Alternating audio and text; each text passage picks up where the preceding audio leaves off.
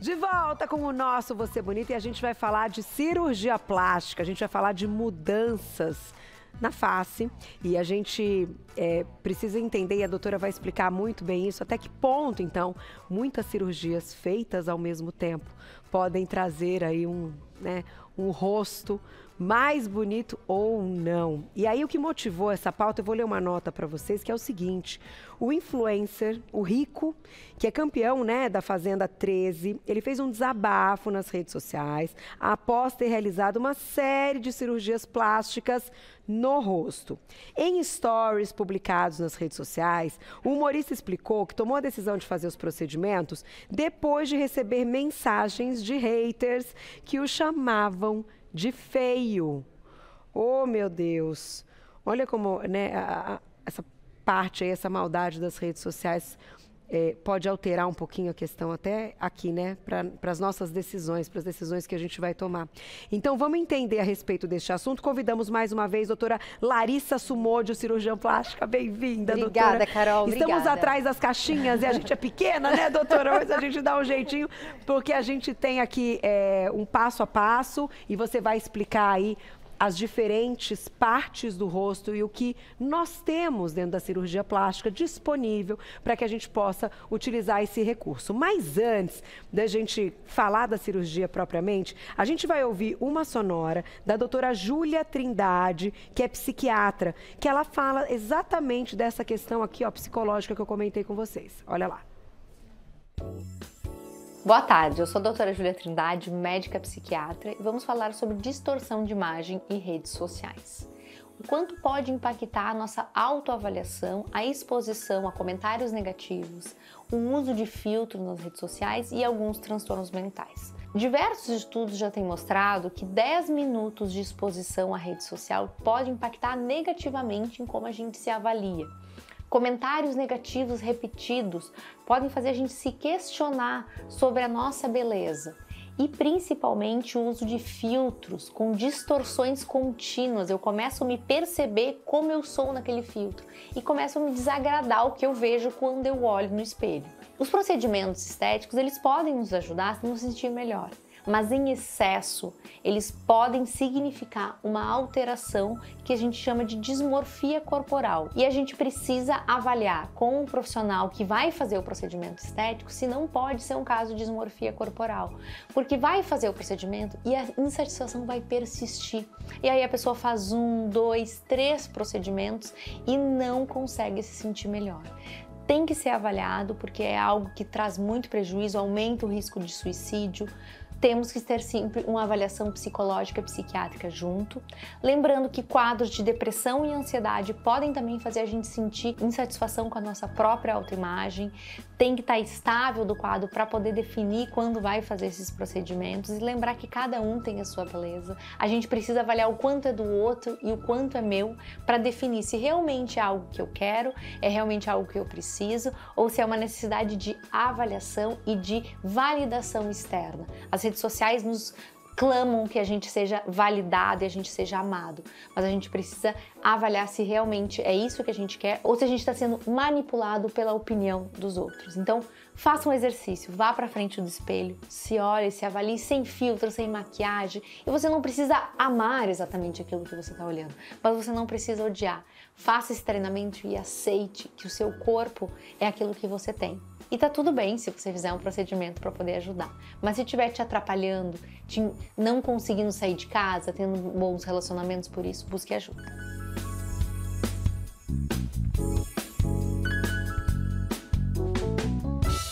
Porque agora sim a gente vai para o nosso papo de cirurgia plástica com a doutora Larissa Sumôdio, que é cirurgiã. E hoje a gente vai falar de rosto. Já li a nota para vocês do influencer, né, doutora? Isso. E a gente vai começar então pelos olhos e vamos mostrar cada partezinha aí, o que a gente tem hoje disponível, que fica, bacana. E vamos entender até que ponto dá para associar as cirurgias, certo? Certo. Vamos colocar na tela então, os olhos já estão simbolizados aqui. Um ladinho da nossa bonequinha tá com o olhinho caidinho e o outro tá com um olhão assim aberto, e a gente tá falando de blefaroplastia superior e inferior, doutora. Isso. Então, assim, essa ilustração serve assim pra gente entender um pouco melhor, porque quer queira, quer não, o nosso olhar é a primeira coisa que faz o nosso contato quando a gente conversa, né? Quando a gente interage com as pessoas. Então, é um ponto de atenção muito importante. Então, essa figura que serve para ilustrar, mas a ideia de um procedimento no olho não é abrir o olho, né? Tá. Eu, por exemplo, tenho um olho menor, mais fechado, porque eu sou oriental. Eu não tenho interesse, vontade nenhuma de abrir o olho. E não sugiro que as pessoas tenham vontade de mudar, assim, uma característica individual. Tá. Porém, às vezes por fatores genéticos ou pelo próprio envelhecimento, aquele formato mesmo original muda. Então, o olhar começa a fechar. E as pessoas começam a notar que olham no espelho e se sentem cansados. Poxa, mas eu dormi tão bem à noite, eu tô bem. E as pessoas falam, nossa, mas você estava chorando? Alguma coisa nesse sentido? Teve insônia, tá chorando? Não. O olhar começa a ficar pesado, porque começa sobre a pele. Não só a pele, como as bolsinhas de gordura ao redor dos olhos também. Tanto superior quanto inferior. Tá. Não tem uma data limite para você fazer essa cirurgia, né? Então, não precisa ter passado dos 50, ou dos 40, ou 60, que seja. Porque, como eu disse, isso varia muito de pessoa para pessoa. Podem ter jovens que já vêm com a característica, né, Tem, genética. e geralmente o jovem pode ter uma sobra de pele. Nesses casos, a gente consegue tratar até com uma cirurgia um pouco mais simples, que não mexe nas bolsinhas de gordura, quando é um fator muito genético. Entendi. Tá? Então, essa é uma cirurgia que a gente faz com uma certa frequência, porque justamente por ser um fator de muita atenção que a gente tem, é muito impactante o olhar, as pessoas começam a ficar incomodadas precocemente. Então, a gente pode fazer o procedimento da blefaroplastia, que é a retirada do excesso de pele, tanto superior quanto inferior. E da gordurinha que você comentou Da bolsinha. gordurinha, que é o que traz o aspecto de inchado quando tiver indicação também. Aí a gente já vai para este aqui, que vamos falar de boca. Porque boca também é meio paixão, né, doutor? O povo gosta aí de pensar numa boca. O povo gosta de pensar numa boca. Lip lift e preenchimento. Isso. A gente tem como um critério de beleza, as pessoas buscam ter lábios mais fartos, né? Na nossa cultura funciona assim. Então é possível você aumentar a espessura dos lábios fazendo o preenchimento ou com ácido hialurônico, que é um procedimento feito em consultório, como preenchimento com gordura, que geralmente a gente usa quando está fazendo outro procedimento associado, tá? E um outro ponto que eu coloquei aqui que é interessante é o lip lift, né? Que o lip é o lábio, né? Então, levantar o lábio, porque o que acontece? Isso realmente aí já é mais para quinta, sexta, sétima década da vida, tá? Essa região do lábio superior, entre a base do nariz e o vermelhão, costuma ficar longo, Carol. E as senhoras começam a ficar com o lábio superior mais fino e essa porção muito longa.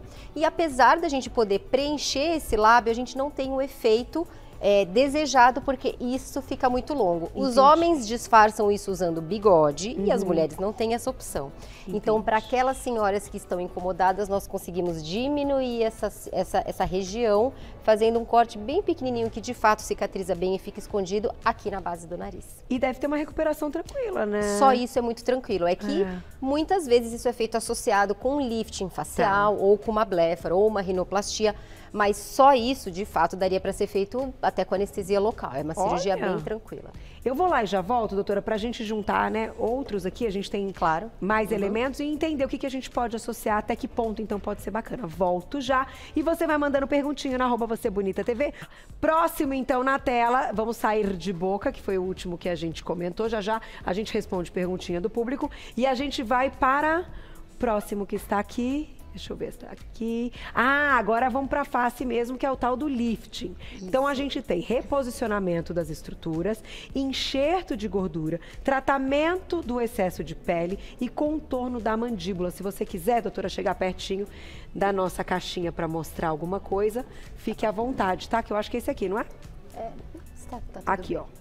Carol, o que acontece à medida que os anos vão passando é que a nossa face perde a sustentação.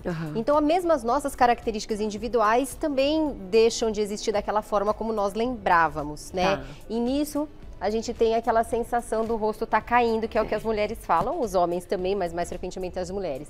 E aí perde o contorno da mandíbula, tem o bulldoguinho, a região cervical é muito valorizado, o contorno da mandíbula perde-se, a massa do rosto, isso tudo traz uma característica mais envelhecida e as mulheres buscam, apesar de o objetivo ser manter as características individuais, que isso seja revertido de uma certa forma. Sim, tá? sim. E é possível, né? Cuidar. É possível através de cirurgia, né? A cosmiatria é um aliado que nós temos para muitas coisas, mas quando existe um processo já um pouco mais avançado de envelhecimento, a gente precisa tratar realmente a estrutura que envelheceu. E o excesso de pele. O excesso de pele e da profundidade também, Carol, porque hoje em dia não é só puxar a pele. Na profundidade, as estruturas de sustentação da face perdem também o colágeno e a sustentação. Então, nós tratamos a profundidade. E é claro que o excesso de pele também vai embora através dessa cirurgia que é o lifting facial.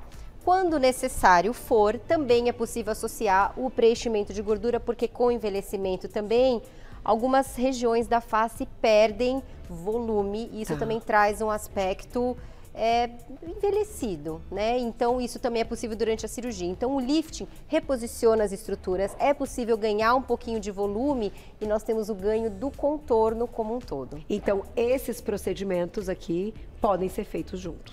Isso faz parte do lifting. É o nosso objetivo, reposicionar as estruturas, melhorar a harmonia entre o terço superior, médio e inferior da face e muito importante que todas as mulheres e homens querem, que é o desenho do contorno da mandíbula. Agora a gente vai para esta caixinha, vamos colocar na tela. A gente vai falar da papada.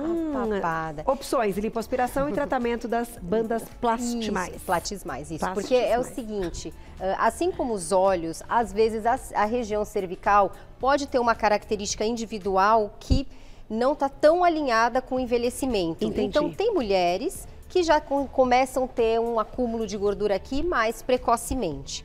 Se esse acúmulo de gordura não está tão relacionado a uma flacidez de pele, porque é uma pessoa mais jovem, é possível ser feita só uma lipoaspiração. Eventualmente nós podemos associar uma tecnologia para retrair a pele também, e não precisa ser associado um lifting quando não está associado com o envelhecimento da face, né? Quando está desalinhado, digamos assim, quando não é um tratamento completo da face. E às vezes a pessoa nem está muito acima do peso, mas é uma característica individual. E aí, olha, a mãe é assim, a minha tia é assim, a minha prima é assim, e que é o que acontece com a pálpebra também. A minha mãe também teve que fazer pálpebra com 35 anos, que é uma característica que a gente vê e que não é tão ligada ao próprio envelhecimento, mas sim à genética.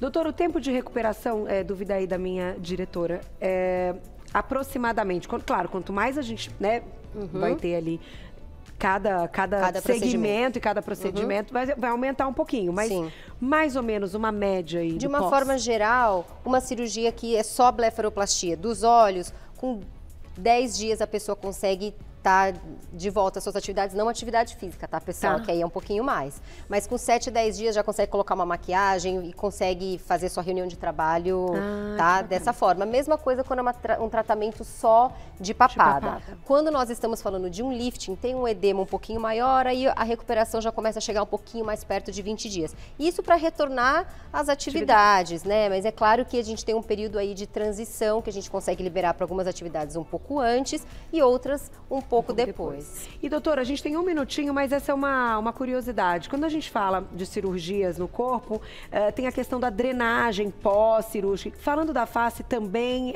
isso procede também da mesma forma? Procede. É claro que cada cirurgião tem uma conduta que vai melhor nos casos, né, que ele atende. Mas, de uma forma geral, os cirurgiões plásticos indicam também drenagem linfática para o rosto, porque, de fato, incha, às vezes mais em alguns segmentos da face. Então, geralmente, nós temos um fisioterapeuta alinhado ali que consegue ajudar, ter essa adjuvância no pós-operatório. Até para chegar no resultado final mais depressa. Isso. Que é o sonho de todo mundo, né, doutora? Que dia eu vou olhar no espelho e falar, agora sim, esse é o meu novo rosto. Essa pergunta é feita 100% das vezes. E demora um pouquinho, né? Demora um pouquinho. Agora, vai lá no Instagram da doutora, que ela é referência na área e sempre dá uma aula aqui, @doutora abreviado Larissa, com 2 S's, Sumódio. Sumódio é S-U-M-O-D de dado, J-O, tá? Doutora Larissa Sumódio. Você já encontrou o trabalho. Obrigada sempre, viu? Obrigada.